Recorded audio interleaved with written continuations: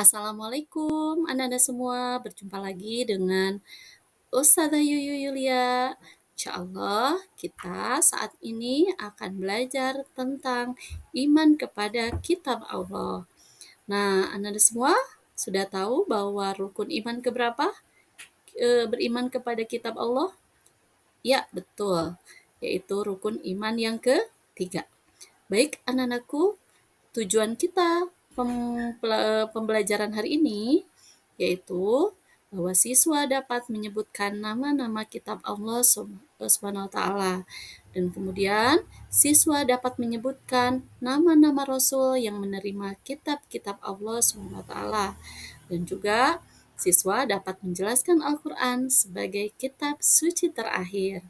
Nah, baik anak-anakku, kita lihat siapa saja nabi-nabi yang menerima kitab dan apa nama kitabnya. Nah, solih-solihah semuanya, bahwa Allah menurunkan wahyu yang dikumpulkan dalam kitab suci kepada Rasulnya, yaitu yang pertama Nabi Musa alaihissalam. Allah menurunkan kitab Taurat, dan kemudian kepada Nabi Daud alaihissalam Allah menurunkan kitab Zabur. Sementara untuk Nabi Isa alaihissalam Allah menurunkan kitab Injil. Dan Nabi kita yang terakhir, Nabi Muhammad Sallallahu Alaihi Wasallam, Allah menurunkan Al-Quran, yaitu sebagai pedoman bagi umat Islam dan diwahyukan oleh Allah melalui malaikat Jibril. Nah, anak-anak semua, kita lihat dengan cara apa saja Allah menurunkan Al-Quran. Yang pertama, melalui perantara malaikat Jibril. Yang kedua, melalui mimpi. Yang ketiga, melalui bunyi gemerincing seperti lonceng. Baik anak-anakku, nah kita berinteraksi dengan Al-Quran ya harus memiliki sifat-sifatnya. Kita harus memiliki seperti apa? Pertama, harus memiliki kebersihan hati ya.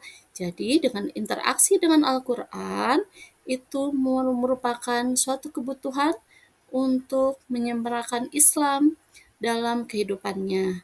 Dalam berinteraksi dengan Al-Quran dibutuhkan kebersihan hati dan diri dari cinta dunia. Nah, kemudian ketika kita berinteraksi dengan Al-Quran, kita mendapatkan posisi yang baik di sisi Allah.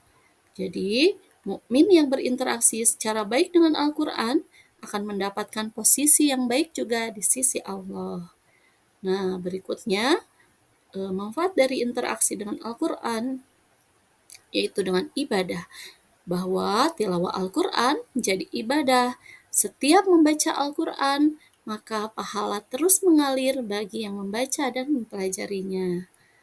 Baik, kita lihat anak-anak semua, nama-nama Al-Quran, ya, nama-nama lain Al-Quran. Yang pertama bisa disebut Alkitab, artinya kitab, dan keterangannya ada dalam surat Al-Baqarah ayat 2. Nah, Al-Quran bisa disebut juga Al-Huda. Al-Huda artinya adalah petunjuk. Terdapat dalam Quran surat Al-Baqarah ayat 185. Nah, Al-Quran juga bisa disebut Al-Furqan atau artinya pembeda.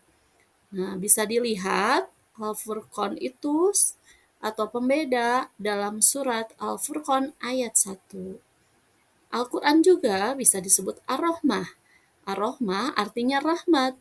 Ada keterangannya dalam surat Al-Isra ayat 1. Dan juga nama Al-Quran, nama lain Al-Quran adalah Asy-Syifa. Apa itu Asy-Syifa? Asy-Syifa artinya adalah obat.